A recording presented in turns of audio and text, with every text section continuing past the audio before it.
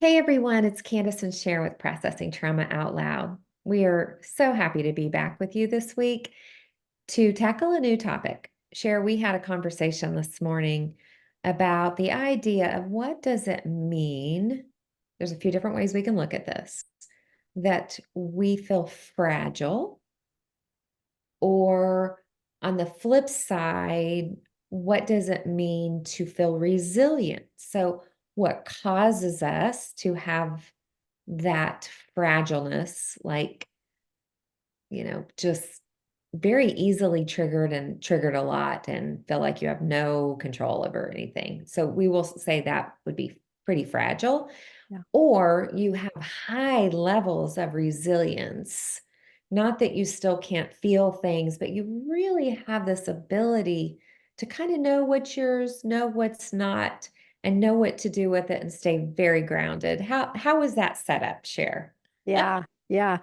And I want to also clarify that by fragile, we're kind of thinking in terms of attachment. And what do we do when we're dysregulated in our attachment? Do we become anxious? Do we become avoidant, or kind of a combination that disorganized attachment? And the reason why I want to really point that out is because sometimes that person who has avoidant attachment does not feel fragile. They feel Right. strong, they feel in control, they remove themselves, right? Or they shut things down. But there's a fragility in that too. It's the sense that I cannot stay engaged in this relationship that at the moment has some level of feeling like I'm being triggered. Mhm. Yeah. Yeah, that's a good point to make. I was actually going to just do a little personal example. When I look back on my 35-year marriage history, I see that very young, fragile girl that really was leaning more towards anxious attachment, Yeah. especially in the beginning. Now I identify more with the fearful avoidant, where I can ebb and flow pretty quickly, honestly, back and forth. But I was more in this anxious style of relating, which felt very fragile. Yeah. Like it's this looking for, am I okay? Yeah. It's this over preoccupation with the relational status. Mhm. And instead of like, if you have a secure attachment, you're not all balled up inside, even if there is a little bit of rupture. You're able to, you have more resilience, right? Yeah. But I love what you're pointing out about for the avoidant. It's the same fragileness, it just presents differently. Yeah. And one of the things that kind of spurred on this conversation was one of our pearls, one of the women in our healing community offered a poem where it kind of talked about how when the vase is shattered and then the pieces are brought together, that where the pieces are joined with, particularly if it's with gold or some kind of a really, well, I don't know, gold isn't even a strong isn't typically a strong metal. But when the pieces are joined together, where the joins are, the vase is actually the strongest. Mm, And yeah. how, and that's causing me to really ponder how when we have trauma, we do feel fragile. We feel breakable, and we're really afraid, whether consciously or subconsciously, we're really afraid of anything that's going to shatter us because we don't feel like we could overcome that. And so we have all of our brilliant ways that we self-protect against being shattered. And so that, again, that might mean being anxious, where we're trying really hard to make things better and communicate and figure out what's wrong. Or we might go to the avoidant and just throw up the wall and be like, nope, I'm out of here. But if Mhm. we can recognize that the shattering doesn't have to be the end. And I want to say that really carefully because what I'm not talking about here is putting ourselves in dangerous situations or putting ourselves in places that are too hard, right? I am not saying that. And for sure, we talk all the time about self-care and having Boundaries. boundaries. And right. So, but what I am talking about is being able to stay a little longer, being able to take a little more risk, being able to establish a boundary rather than just checking out. Mhm. Yeah. Yeah, I want to go back to real quick how a child develops resilience. Yeah. And because that's where our template is set. And a child that grows up with more resilience, which we'll call a secure connection, Mhm. that's a child that hasn't been parented perfectly, but they have been parented in a way where there is a little bit of letting the child struggle in this. I'm not talking about a baby, Yeah. okay? But age appropriate, allowing them to move forward and even fail, Mhm.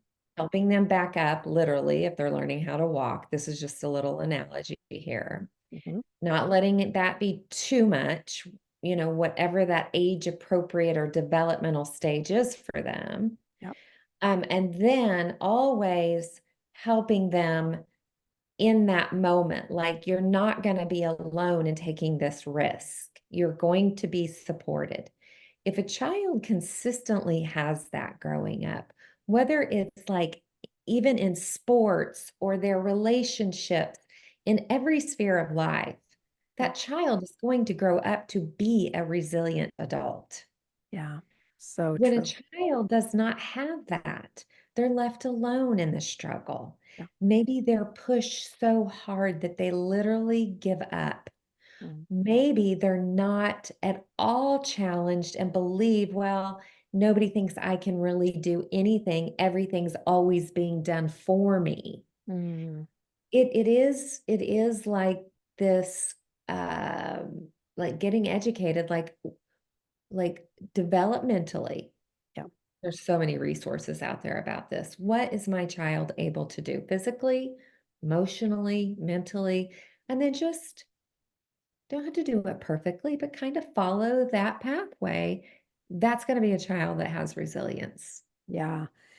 And I love you talking about this. And I, I want to point out too that so often our trauma can begin at very, very early, and particularly when our primary caregivers do not respond to the cry of the baby, do not respond to the toddler or the 3 or the 4 or the 5-year-old, right? Those early years of life when big emotions are not tended to, or where the child expresses some level of need and either no one is there or no one is responsive. And this, for a child, helps the child recognize that when I have a need, I'm going to either have to figure it out on my own or I'm going to have to get really anxious. I mean, or I do get really anxious until I can figure out a way to get somebody to hear me. And Mhm. so it's that then that we're carrying forward into, later in our teenage years or our adult years, where we often find ourselves relating in ways with the people who we love, and we don't, maybe we don't like the way we're relating, or we struggle with the things that dysregulate us. We don't know why, and we don't know what to do. Mhm. I think I'm thinking of the word, the difference between being really cared for in an age appropriate way, where we let them fail, but then we're with them. So, like the word care, but so what we don't want to do is we don't want to coddle everything. Like this creates a fragility within the child that they don't think that they can handle anything hard. Right. But we also don't want to push them into the other extreme that Yeah. that it's too hard for them. You used analogy a long time ago on one of our podcasts, and I don't think I'd ever heard you say it before, and it still is in my mind at times. Am I putting a 30-pound backpack on a child Mm. and throwing them into the pool and telling them to swim? Yeah. Mm. It's too much. Yeah. You know, I Mm. don't know if that makes sense in this space, but it feels like if you don't know, right? Is this pushing my child too much or am I coddling my child? Just do a little research on it. I'll tell you, Dan Siegel would be my go-to. Like if I would have had Dan Siegel when I was parenting my littles, I would have eaten his stuff up. Yeah. Yeah. I love that. And the resources are so available. I think it's good to really ponder what you're talking about here, Candace. And because again, what we really want to be thinking about in this space of am I how fragile am I? How resilient am I? In other words, how much risk can I tolerate in my relationships? Mhm. And and to go back to thinking in terms of at what times in my relationships, in which relationships do I feel that sense that I have the 30-pound backpack on, I'm trying to swim and I'm going under and something has to happen. And so how often do I find myself there and then what do I do to survive the moment? Yeah. I'm thinking about some recent text conversations that we've had in our Pearls group. And we will often say, each one of us at various times, now that I have these secure connections, Mm. I feel like I can take risks in other relationships that I want to see more for or Right. from, and so to me, it's like, okay, well, if you have a 30-pound backpack on and you have someone on both of your sides and you're bearing that weight together, Yeah. right? That's what we do for one another. We're bearing these weights together, these relationships Yeah. together, Yeah. to where if I step out and risk and I get shattered or wounded or rejected, I just don't feel alone anymore. It doesn't mean I wouldn't feel sad. It wouldn't mean that I wouldn't have grief, but my little girl that used to think, am I going to survive this? Yeah. She knows now. Oh, yeah, Yeah. this hurts and we will be okay. Wow, I just felt emotional about that.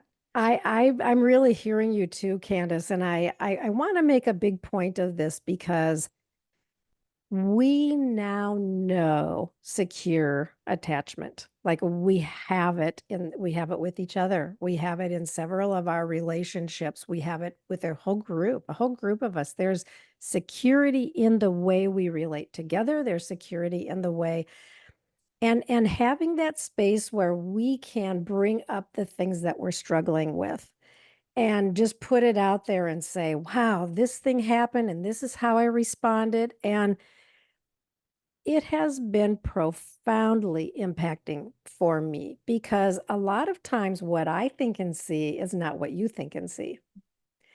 Mhm. And sometimes when you tell me what you think and see, there's a part of me that's like, no, that's not it. But Yeah.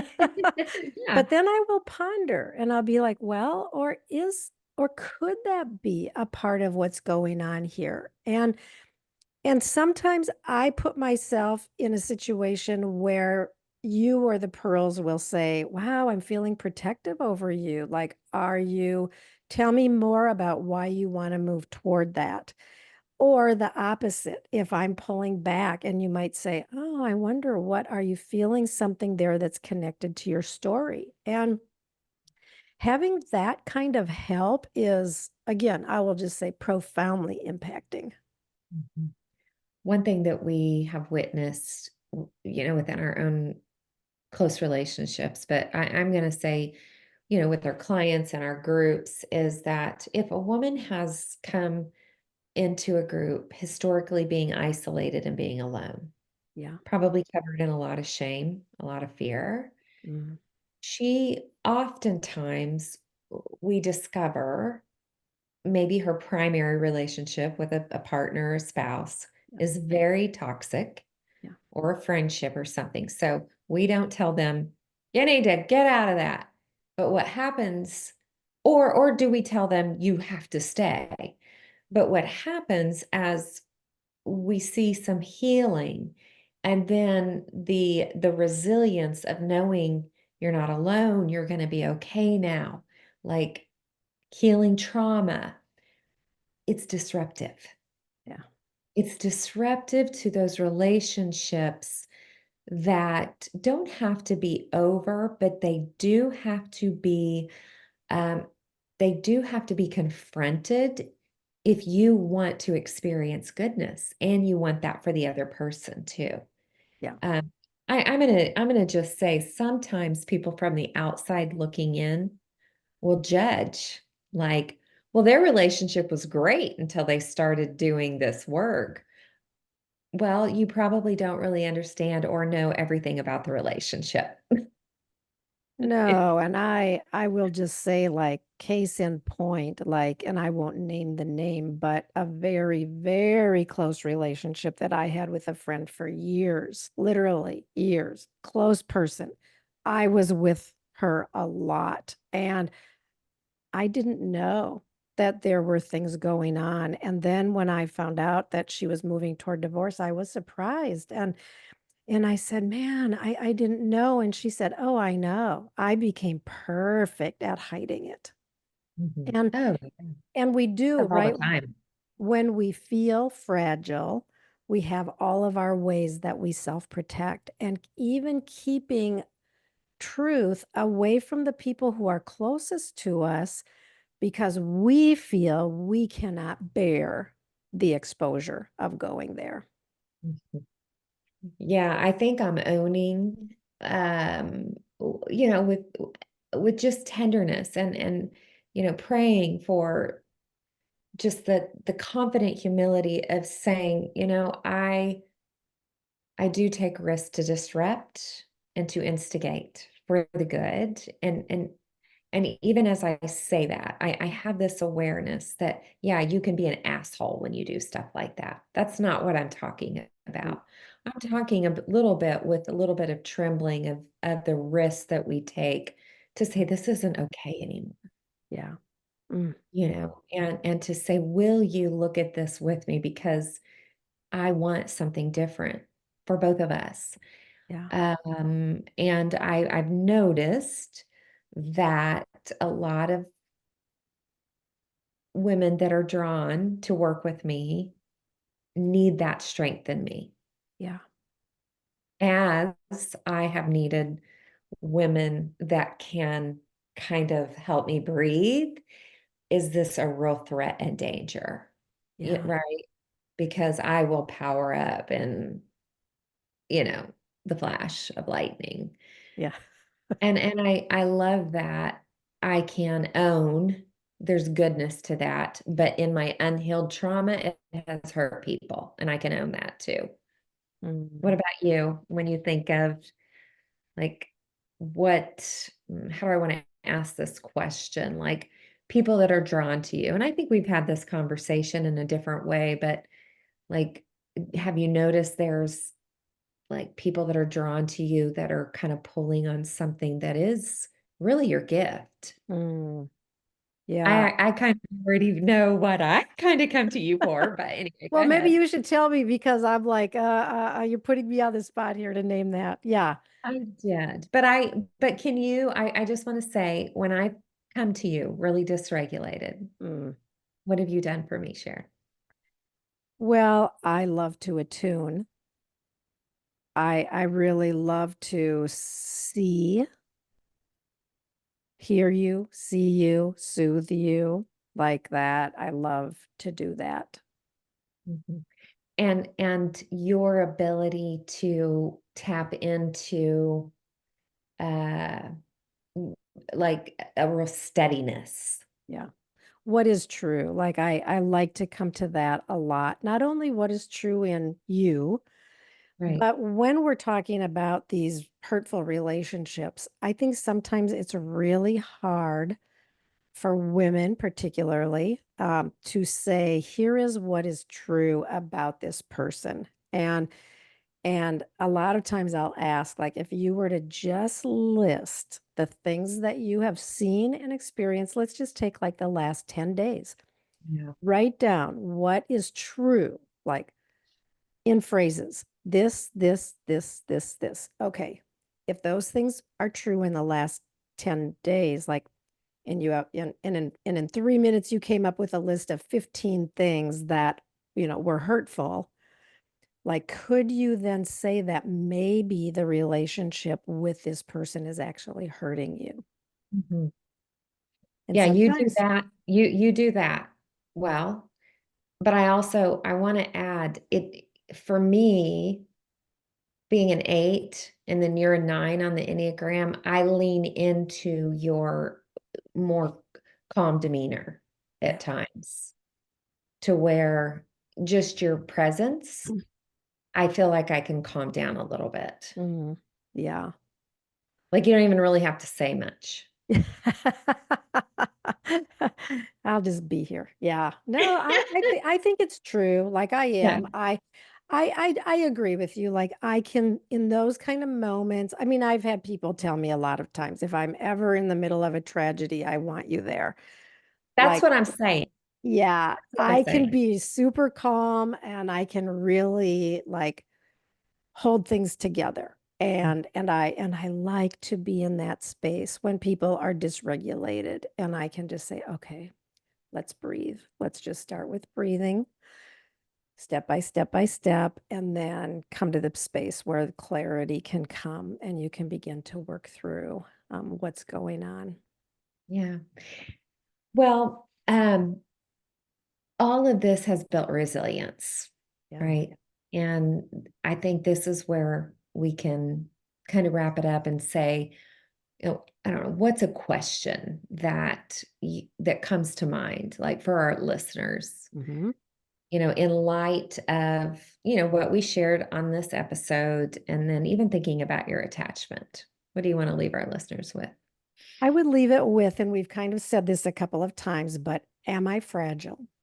Mm, And what does that look like? Am I fragile? How fragile am I? How is that showing up? And then, and let's even put it on the scale of fragile being on one end and resilient being on the other. And resilient meaning not that I don't hurt, not that when I'm broken or challenged or whatever, that not that that doesn't hurt. I'm not saying that. Fragile meaning I go into my dysregulated attachment styles. I'm making a long explanation here of this question.